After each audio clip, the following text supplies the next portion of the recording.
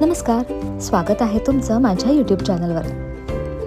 आज मी निघाली आहे अशा एका ठिकाणी जिथे इतिहास, अध्यात्म आणि श्रद्धा सगळं एकत्र अनुभवायला मिळतं। मी नेमकं कुठे चालली आहे, माझा अनुभव कसा असणार आहे आणि आपण काय काय पाहणार आहोत हे जाणून घेण्यासाठी व्हिडिओ शेवटपर्यंत नक्की पहा।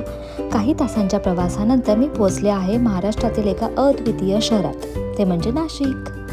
नाशिक म्हणजे कुंभमेळ्याची भूमी, रामायणाची साक्षी, गोदावरी मातेचा उगम, वाईन कॅपिटल ऑफ इंडिया, असं बरंच काही। नाशिक जिथे श्रद्धा आणि आधुनिकता हातात हात घालून चालतात। त्यानंतर फ्रेश होऊन आम्ही निघालो आहोत नाशिकमधील गोदावरी नदीच्या काठावर असलेल्या एका पवित्र पौराणिक परिसर, जिथे भगवान राम त्यांच्या वनवासात सीतेसोबत त्यांनी काही काळ इथे घालवला होता, ते म्हणजे पंचवटी। पंच म्हणजे 5 आणि वटी म्हणजे वटवृक्ष, म्हणून या जागेला पंचवटी असं नाव पडलं। रामायण काळानुसार प्रभू श्रीराम, माता सीता आणि लक्ष्मण वनवासाच्या काळात याच पंचवटीत वास्तव्यास होते, म्हणून हे ठिकाण धार्मिक महत्त्वाचे असून रामायण काळातील अनेक घटनांशी निगडीत आहे। जसं की सीतेचे हरण, लक्ष्मण शूर्पणखा संवाद, लक्ष्मण कुंड, रामकुंड, त्रिवेणी संगम अशी अनेक पवित्र स्थळं पंचवटी परिसरात आहेत।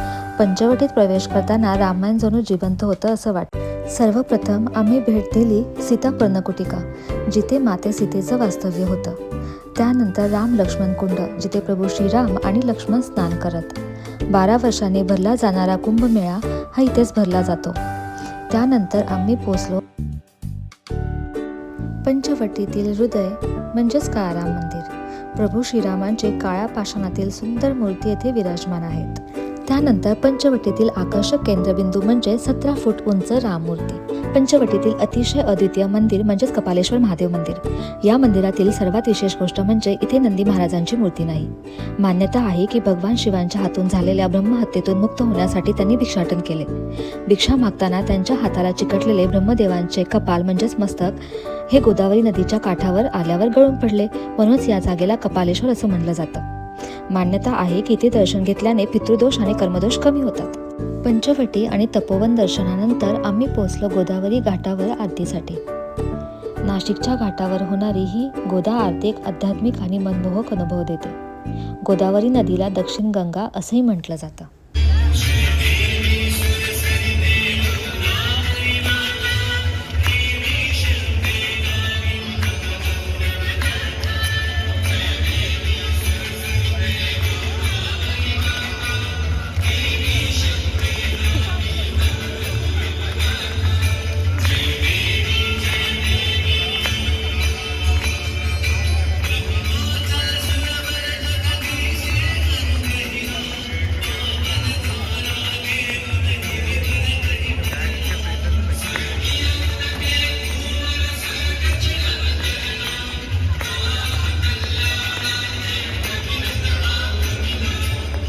गोदावरी आरतीचा देखणा सोहळा पाहिल्यानंतर आम्ही गेलो नाशिकमधील प्रसिद्ध नवशा गणपती आणि सोमेश्वर मंदिरात।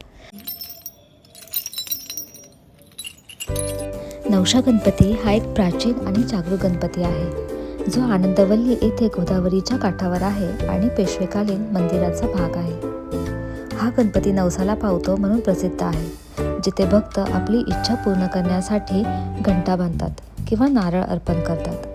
1774 मध्ये राघोबा दादा आणि आनंदीबाई पेशवे यांनी आनंदबाईंना पुत्रप्राप्ती झाल्यानंतर त्यांचा नवस पूर्ण झाल्याने या नवशा गणपतीची स्थापना केली आणि या गणपतीला नवशा गणपती हे नाव पडलं।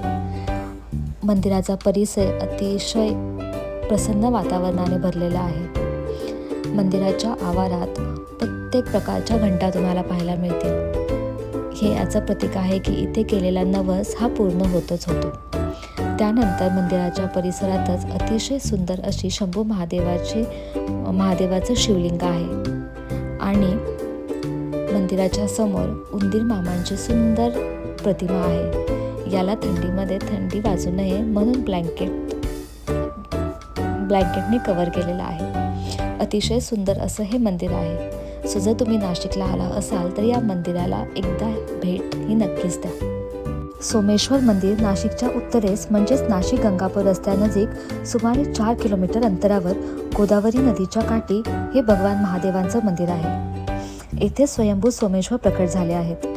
मंदिराचा परिसर अतिशय रमणीय आणि सुंदर आहे। आजचा हा प्रवास भक्ती, शांतता आणि सुंदर आठवणींनी भरलेला होता. यानंतर नाशिकमध्ये आपण अजून काय काय पाहणार आहोत, कोणती ठिकाणं एक्सप्लोअर करणार आहोत हे पाहण्यासाठी पुढचा व्लॉग नक्की पहा. व्हिडिओ आवडल्यास लाईक, कमेंट आणि चॅनलला सबस्क्राईब करायला विसरू नका. धन्यवाद.